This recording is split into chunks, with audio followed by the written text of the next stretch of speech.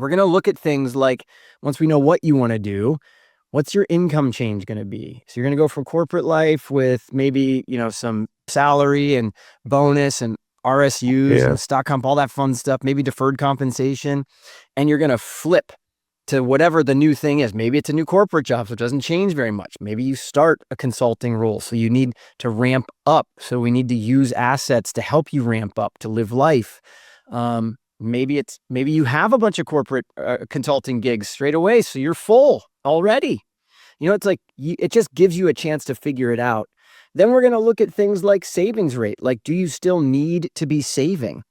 Oftentimes what we see is that when people hit their 50s, if they've been great savers to this point and they love the work they do, and they don't necessarily want to fully stop doing the work, maybe they want to keep doing it until they're in their mid 60s or 70s, we often find they can save a lot less than they actually thought they needed to still make work optional, because the assets that they already have on the balance sheet are going to grow.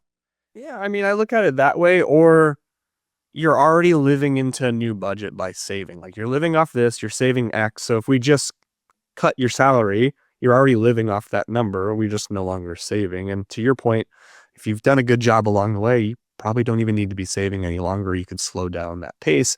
One thing that I commonly see is people begin the conversation of transitioning into retirement. They haven't run the numbers themselves, and they have that really good job at corporate that they've been at for 20 plus years. We see lifestyle creep. And so this is where there's some friction of, hey, here's what your portfolio could support. Yeah. Here's what you're living on right now. And those are two really different numbers. Yeah. And again, which one, where's the trade-off? That's a big adjustment.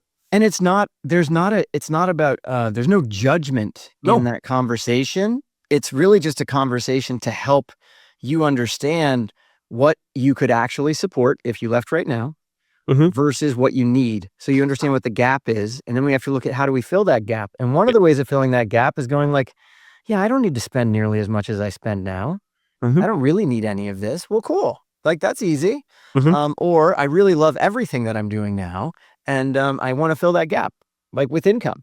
So both work. And then we can, of course, look at investment strategies and look at all the benefits trade-offs. Right. One of the biggest things of leaving corporate life, if one person is in corporate life, is that the biggest change that will happen more often than not, well, really two, but one is the biggest. The biggest is that health insurance will skyrocket for you as a family.